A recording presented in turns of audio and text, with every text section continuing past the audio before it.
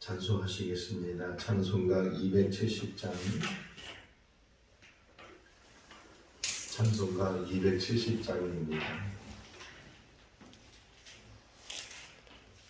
경창는 주님의 사랑과 거룩한 보혈의 공로를 우리가 찬양을 합시다.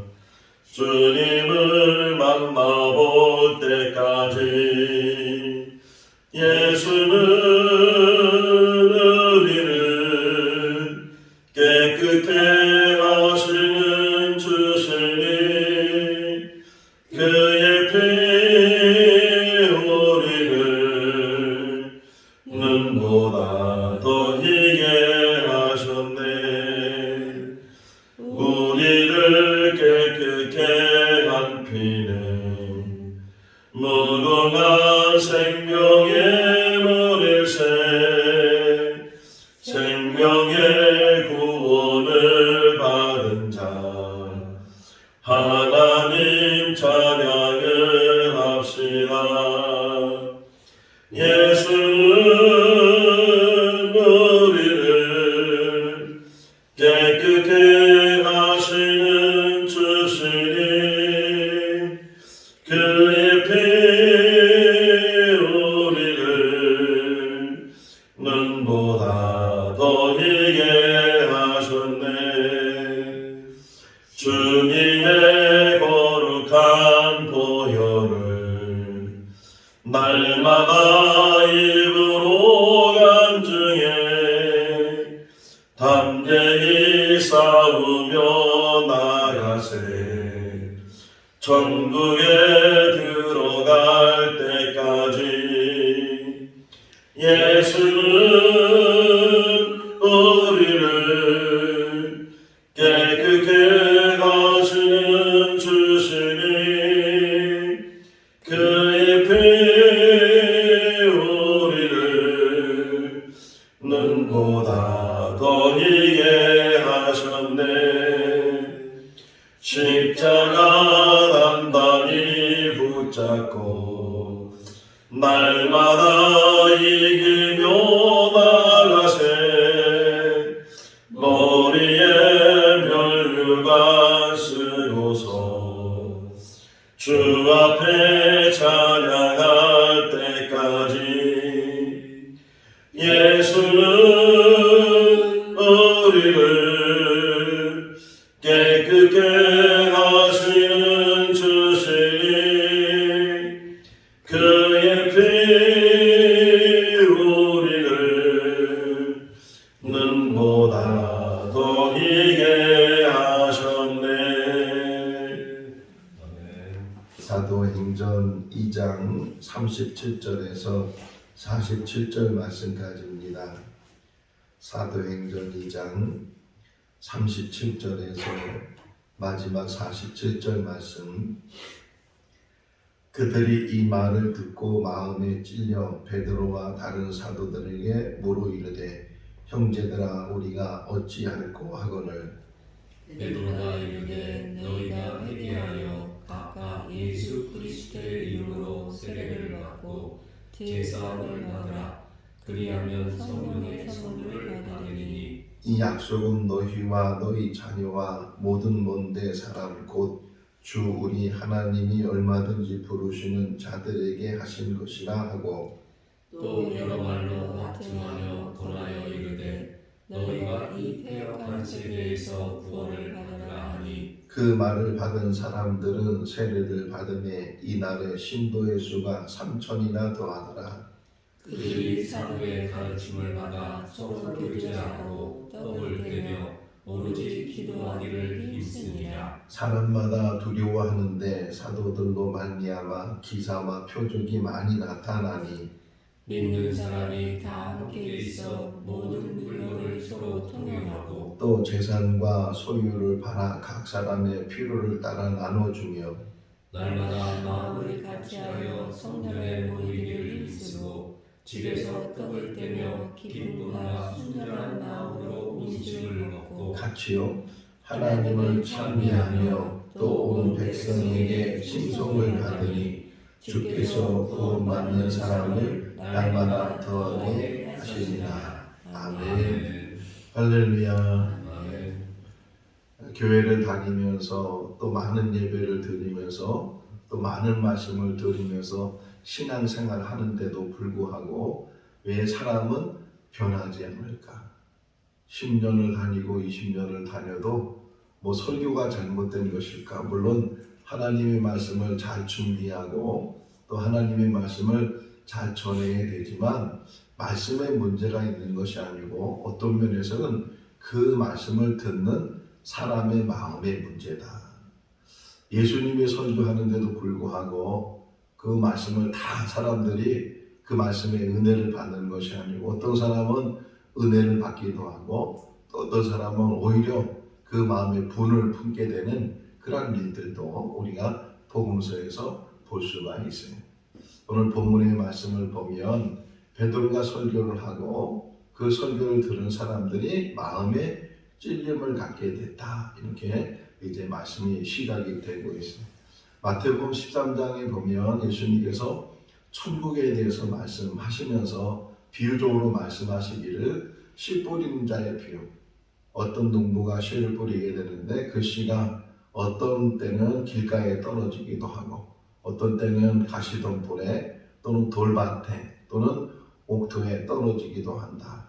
나중에 베드로 제자들이 그 말씀의 의미가 뭡니까? 다시 물었을 때 또 구체적으로 예수님께서 설명해 주시기를 씨는 복음이라는 게 하나님의 말씀, 하나님의 말씀이 사람들에게 들려지는데 그 말씀을 듣는 사람들의 마음의 상태가 어떤 사람은 길가처럼 딱딱하게 굳어가지고서 그 말씀이 전혀 그 안에 들어가지 못하는 그런 사람이 있고 어떤 사람들은 가시덤불 조금 들어가는 것 같은데 조금 잘하는 것 같은데 좀 어려움이 있게 되고 박해를 받게 되고 힘든 일을 또 고난을 당하게 되면 금방 그것이 메말라 죽게 되는 가시덤불이나 돌짝밭에 떨어진 그 하나님의 말씀이 그렇다는 거예요. 그런데 옥토처럼 마음이 되어져 있는 사람은 하나님의 말씀을 들을 때마다 속속 들어온다. 어느 목회자가 설명하기를 성도들은 스폰지와 같아야 된다 이렇게 설명을 해요. 스폰지는 그냥 물을 그냥 빨아들이잖아요. 닿는 곳마다 다 빨아들이는 것처럼 하나님의 말씀이 들려질 때마다 우리가 아멘할 수 있기를 바랍니다. 제가 이제 목회하면서 때로는 도교육자들과 더불어 같이 목회할 때 항상 저의 자세가 마음가짐이 뭐냐면 우리 전도사님에게 은혜 받아야 된다. 내가 담임 목사니까 내가 목사니까 전도사님들은 내 밑에 있으니까 그런 마음이 아니고 누가 말씀을 전하든지 목회자가 아니더라도 어느 집사님이 어느 권사님이 구역 예배 가서 말씀을 전하더라도 그 말씀을 들을 때는 사람의 말로 듣는 것이 아니고 고넬료가 베드로를 청했을 때 베드로가 이제 욕방에서 고넬료의 청을 받고 이제 집에 찾아갔어요. 그랬을 때 쭉 전하는 거예요. 아니 그러지 말라고 우리 똑같은 사람이라고 그랬을 때 고넬료가 베드로에게 하나님께서 당신에게 주신 말씀을 우리에게 전해 주십시오. 우리가 하나님 앞에 있습니다. 베드로가 말씀을 전하지만 사람의 말로 듣는 것이 아니고 베드로를 통해서 하나님께서 우리에게 말씀을 전해 주신다. 그런 자세를 가지고 하나님의 말씀을 듣는 거예요. 그랬을 때에 베드로가 하나님의 말씀을 전하는데 그 말씀을 듣는 모든 사람에게 성령이 임했다. 우리가 말씀을 들을 때마다 하나님의 음성으로 들려줄 수 있기를 바랍니다. 베드로의 한 번 설계, 어떤 분이 사명이 굉장히 중요한데 하나님께서 이제 교회를 세우셨어요. 성령을 보내주시고 성령을 받은 사람들이 성령의 말씀을 따라서 방언도 하고 또 성령의 은사대로 그들이 이제 하나님의 일을 감당하게 되고 교회가 시작이 되고 그 교회가 시작이 되면서 제일 먼저 시작된 게 이제 베드로의 설교죠. 그러니까 교회 안에서 예배드리면서 하나님의 말씀을 전해지게 되는데 그 하나님의 말씀을 들은 사람들의 반응 또 나중에 이것이 비교가 되는 게 이제 사도행전 7장에 가서 스데반이 설교하는 말씀이 나와요. 아주 긴 말씀이 나오고 어떻게 보면 뭐 비교가 되는 건 아니지만 비교해도 베드로의 설교에 못지않는 그런 설교가 스데반의 설교인데 그 설교를 들은 그 말씀을 들은 사람들이 똑같이 마음의 찔림을 받아요. 여기도 마음의 찔림을 받았다는 표현이 나오고 스데반의 설교 후에도 사람들이 마음의 찔림을 받은 표현이 나오는데 여기서는 이 베드로의 설교를 들은 사람들은 그 마음의 찔림을 받은 사람들이 우리가 어떻게 하면 좋겠냐 이런 반응이 나온 반면에 스데반의 설교를 들은 사람들이 마음의 찔림을 받았지만 그 마음이 강박하니까 스데반을 끌어다가 돌로 쳐서 죽이는 일을 행하는 그런 모습을 봐요. 그러니까 마음의 찔림을 받았다는 그 자체로 끝나는 것이 아니고 마음의 찔림을 받은 사람들이 그 다음에 어떻게 행동을 해야 되는가 그들이 말합니다. 베드로와 그 여러 사도들에게 우리가 어떻게 하면 좋겠느냐, 우리가 해야 될 일이 뭐냐 이렇게 그들이 물어보고 또 간구하게 되는데 38절 베드로가 아주 중요한 말, 정말 교회가 꼭 반드시 교회에 들어온 모든 사람들이 이 과정이 있어야 되는데 38절 말씀 읽어보겠습니다.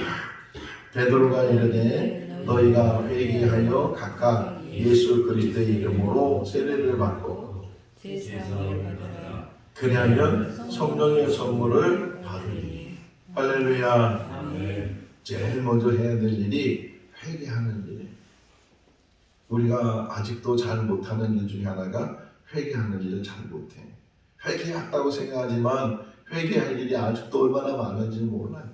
어거스틴이 쓴 참회록에 보게 되면 정말 어렸을 때 지은 자기도 모르게 무의식적으로 지은 죄까지도 하나님 앞에 회개하게 되는데 우리는 그냥 덤벙덤벙하고 그냥 몽땅을 해서 그냥 나는 죄인입니다 그러면서 물론 그것을 고백하는 것도 참 귀한 일이지만 어떻게 보면 조목조목 내가 살아온 인생 속에서 얼마나 하나님 앞에 불의했는지 내 죄값이 얼마나 큰지 사람들이 재판 일반 세상에서 죄를 짓게 되면 재판을 받게 되고 그 재판으로 인해서 뭐 몇 년 형을 사는 그런 일들이 일어나게 되는데 우리는 이제 사도 바울이 고백한 것처럼 죄인 중에 계수가 우리들인데 그 얼마나 많은 죄가 있는데 그럼에도 불구하고 그 죄의 문제를 다 해결하지 못하고 신앙생활을 시작하니까 그러니까 문제가 생기는 거예요.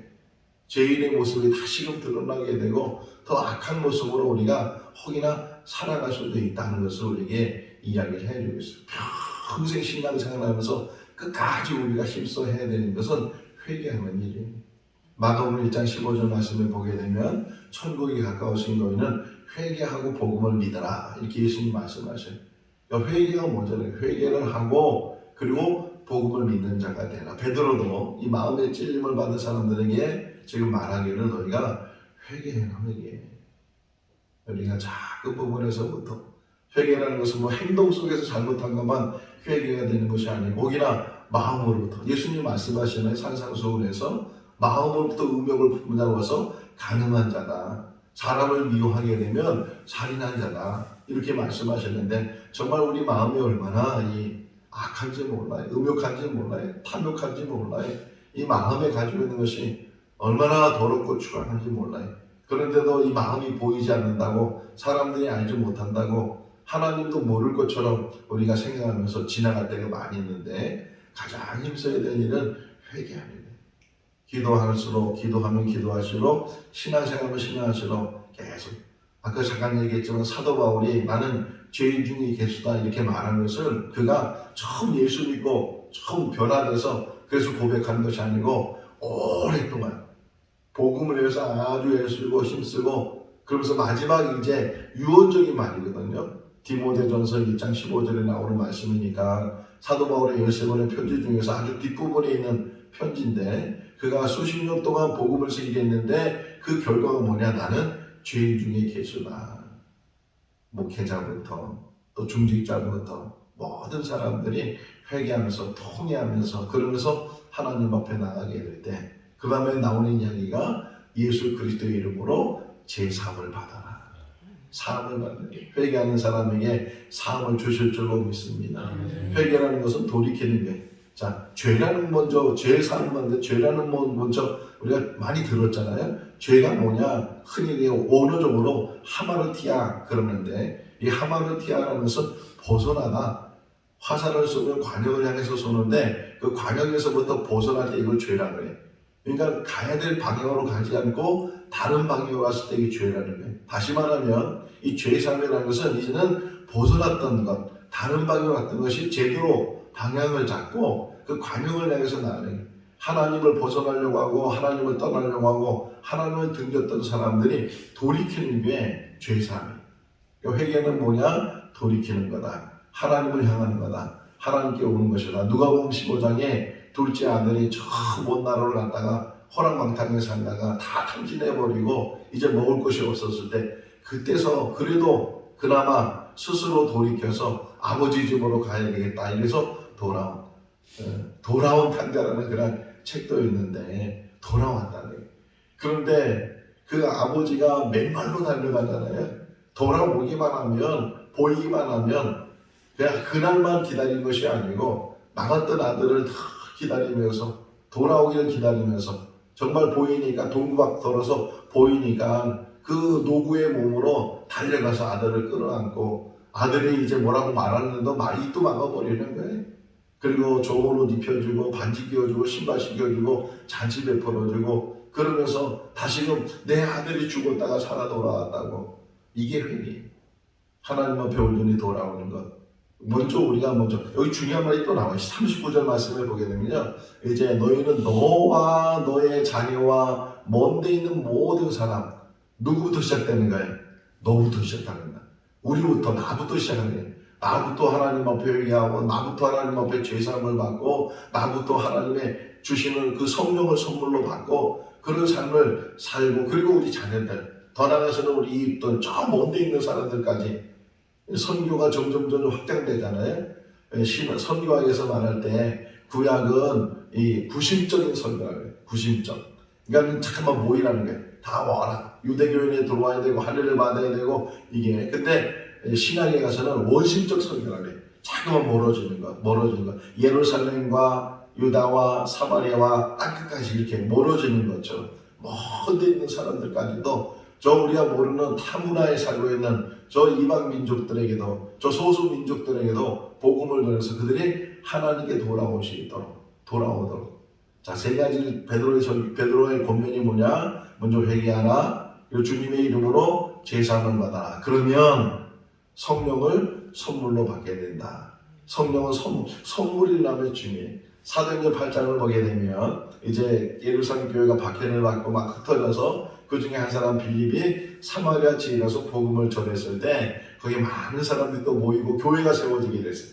그때 예루살렘 교회가 베드로와 요한을 그곳으로 보냈는데 마침 마술했던 사람이 빌립을 통해서 이제 다 버리고 마술을 다 버리고 그리고 이제 예수 믿는 사람으로 됐는데 베드로가 기도하니까 막 성령을 받는 거예요. 사람들마다 막 성령 세례를 받게 되고 그러니까 그거 내가 돈 주고 살 테니까. 그랬을 때 베드로가 이 시몬에게 네가 망할 거다.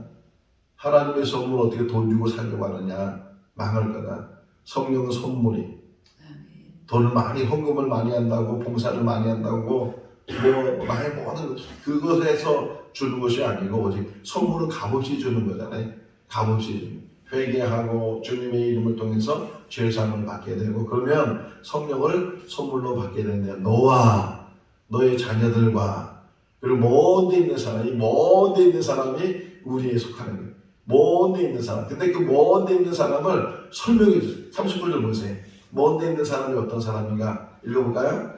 이 약속은 너희와 너희 자녀와 모든 먼데 사람 우리 주 하나님이 얼마든지 부르시는 자들에게 하시는 것이라.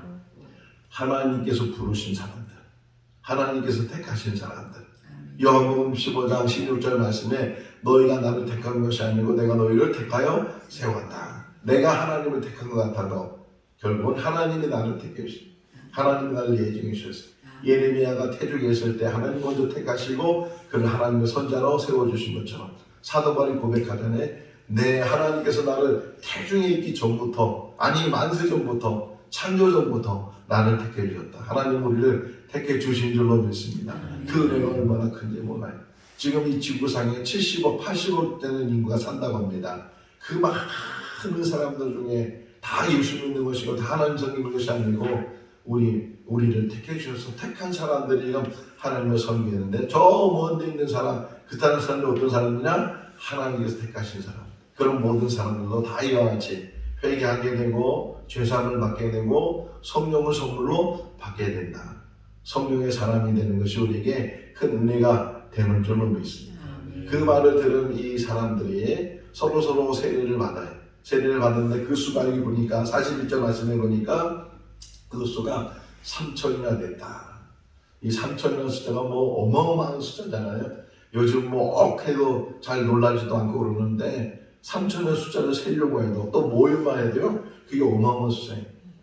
한 번에 설교를 할지라도 근데 하나님의 어떤 놀라운 그런 기회, 하나님의 어떤 놀라운 어떤 섭리 이런 것들 만약에 웃음졸라 성령이 임하지 않았다면 사람들이 거기 예루살렘에 많이 모이지도 않을 것이고 그러면 사람들 또 이 모인 사람들이 각국에서 온 사람들이 여러 나라에 온 사람들 명절이기 때문에 왔다가 그들이 이제 성령 충만한 베드로와 그 사람들을 보고서 또 베드로의 설교를 통해서 그들이 복음을 듣게 되고 또 복음을 들음으로 해서 그들이 세례를 받았다.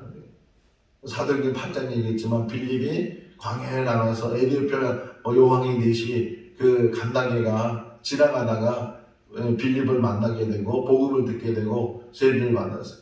아프리카 역사를 보게 되면요. 에티오피아가 가장 먼저 기독교 국가, 지금도 기독교 국가예요. 물론 우리 개신교와 좀 다른 그런 교단이지만 그럼에도 불구하고 기독교 국가로 되어 있는 것은 그 2000년 전에 빌립 한 사람을 통해서 한 사람의 그 여왕의 내시를 통해서 복음이 들어가게 되고 그 나라가 기독교 국가가 된 것처럼 이런 놀라운 역사들을 하나님이 이루시게 된다. 이 보게 되면 그 수가 3천이나 됐다. 이런 많은 사람들이 막 마음에 찔 받아서 회개하면서 그러면서 주님을 영접하게 되고 죄사함을 받는 가운데 그들이 세례를 받게 되고 3천 명의 많은 사람들이 모여지게 됐다. 그런 가운데 이제 42절 이하의 말씀은 초대교회 모습이 사도의 가르침을 받게 되고 서로 교제를 하면서 오로지 기도하는 일에 힘쓰는 자가 됐다. 그러니까 예배를 잘 드리는 사람, 신앙생활 잘하는 사람은 어떤 사람이냐? 교우 관계에도 원만한 사람. 서로 교제하고. 근데 그렇게 할 수 있는 게 뭐냐고 보게 되면 마음이 같아질 때. 마음의 문제거든요. 처음부터 말씀을 들을 때도 마음이 어떤 마음이냐.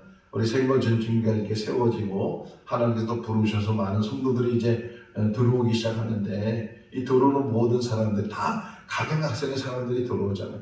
그럼에도 불구하고 예수 그리스도 안에서 한 마음을 갖는 거예요. 에베소 4장에 있는 말씀처럼 성령의 띠를 띠는 사랑의 띠를 띠고 사랑의 공동체가 돼서 사랑의 공동체를 잘 세우는 그런 교회 누구든지 와도 다 이 안에서 새로 거듭나게 되고 변화되게 되고 새로워지게 되고 말씀 안에서 마음만 돼 있으면요 마음만 옥도로 돼 있으면 마음만 사모하는 가지고 있으면은 그러면은 그 공동체가 사랑의 공동체가 된다. 오늘 오면서 또 앉아서 기도하면서 하나님 앞에 기도하기를 하나님 큰 교회를 원하는 것이 아니고 많은 사람이 모이는 교회를 원하는 것이 아니고 모이는 모든 사람이 한 마음이 되게 해주시고 하늘의 소망을 가지면서 사랑의 공동체를 이루게 해달라 그런 기도가 나오더라고요. 우리 생거 진천교회가 그런 교회가 될 수 있기를 바랍니다. 서로 일고상통하고 서로 필요에 따라 나눠주고 서로 세워주고 서로 간에 격려해주고 칭찬해주고 서로 간에 사람이 다 잘하는 것만 있겠어요?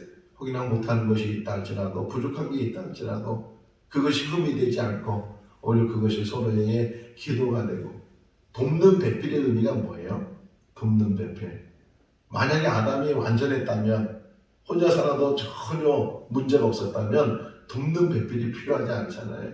아담에게 부족한 부분들 홀로 있는 것을 채워주는 그런 부분들을 통해서 하와를 하나님이 만드시고 그래서 한 가정을 이루게 하시고 공동체를 이루게 한 것처럼 우리가 돕는 배필 서로에게 부족한 것들을 채워주고 서로 세워나가는 그런 아름다운 공동체 생거 진천교회가 될 수 있기를 주님의 이름으로 축원합니다.